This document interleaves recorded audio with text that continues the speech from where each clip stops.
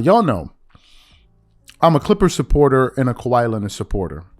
I was one of the people out there coming into the season that had very high expectations for Kawhi Leonard and the Clippers, right? And a lot of people in media did. Charles Barkley, Jalen Rose, Kendrick Perkins, Skip Bayless, and so many others, right? I think Stephen A. Smith to a certain extent. Why? Because we're looking at what those guys were able to accomplish last year when Kawhi Leonard missed the entirety of the season and he was gone, and Paul George only played about 30 to 40% of the games, and somehow they finished the season as the 8th seed and made it into the play-in tournament. Ultimately, they got knocked out, so they didn't make it into, the playoffs. So coming into this year, I had a lot of high expectations because, one, you think, okay, if they made it into the play-in last year, they would have been the 8th seed without two of their best players and their best players coming back. One would think that there would be at the very least, a top 4 seed in the Western Conference. But at this current point, as we are producing this show, the Los Angeles Clippers are the number 8 seed, and they're tied in losses with the Utah Jazz, the Minnesota Timberwolves, and they're right up there with almost right there with an identical record with the Golden State Warriors. To me, it is an absolute embarrassment where the Clippers find themselves right now. And yesterday we went off on them. Now, last night there were two marquee games on TNT yesterday. One of them was against the Boston Celtics versus the what's the team? The Golden State Warriors. And then the other one was against the Phoenix Suns versus the Brooklyn Nets. At the end of that Brooklyn Nets highlight, if I'm not mistaken, they were talking about the standings in the Western Conference. This is Charles Barkley, Kenny Smith, and Shaq. And then Charles gave his opinions on why he believes the Clippers are an absolute embarrassment this season. So what we want to do is we want to play exactly what Charles Barkley had to say about the Clippers, and then we're going to come back and react to this thing. Take a listen to what he had to say here. He would kill to shoot 50%. That's okay. Hey. What does this game, though, mean for Phoenix to get back on track? They still have a lot of work to do. There's a lot of underlying problems. Nobody's talking. Nobody knows what's going on. But Chuck seems to think they can't fix it. This is just a audition for some of the other guys. Aiden showed that when he wants to play, he can play. I don't think in the second half. It's probably not. Okay, y'all. Oh, see, I see why you went down again. Got to show the Lakers. No. We'll show the Suns are in 11th place currently. Lakers are in 13th place. Yeah, nobody goes around saying I'm number 13. Nobody goes around saying I'm number 11. Your Suns stink too.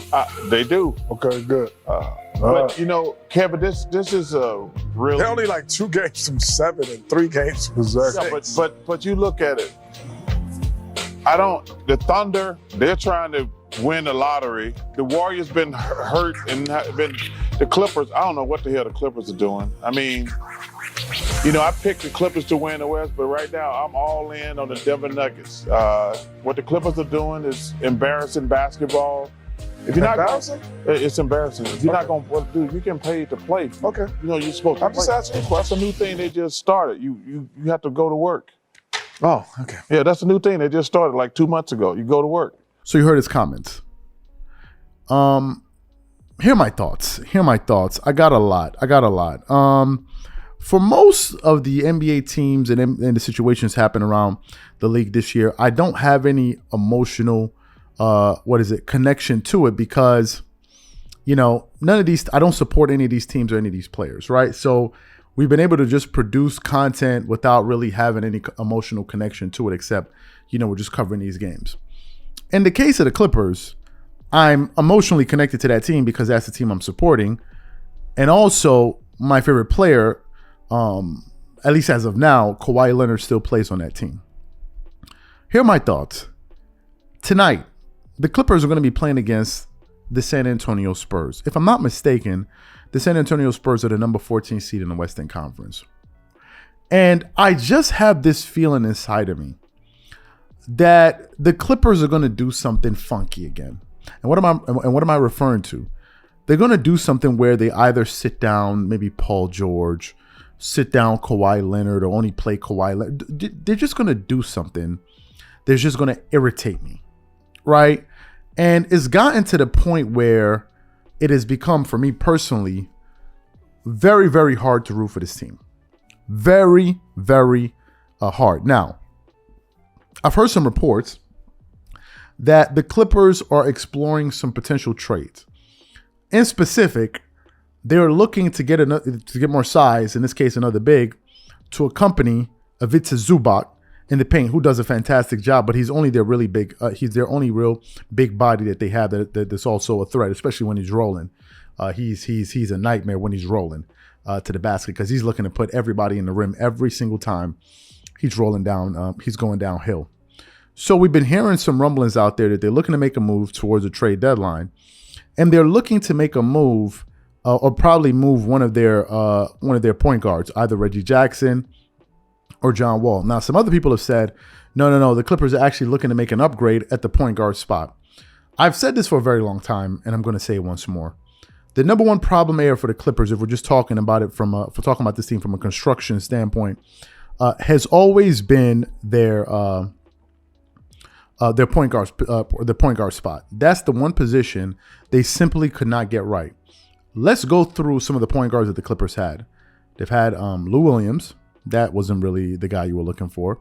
They have Patrick Beverley, who's a great defender but doesn't have enough size.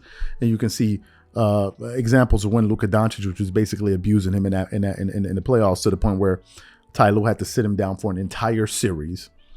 Then they have Reggie Jackson, who can be very careless with the ball at times. He is a scorer. He's not a defender, and he's not a facilitator.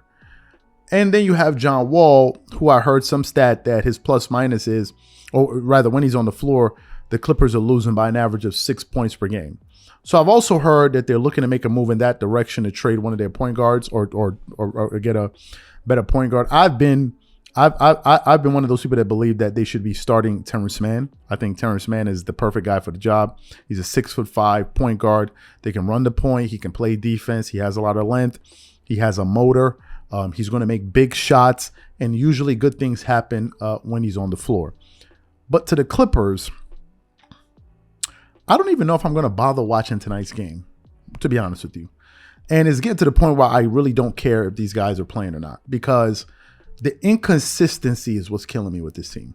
They're very inconsistent in terms of the product that they're putting out on the floor for fans to watch and consume. And if I don't know what I'm getting from a night in and night out basis, then I'm just not going to be interested. They can win the game, they can lose the game. To be honest with you, I really don't care. Let's see them make it into the playoffs if they do that.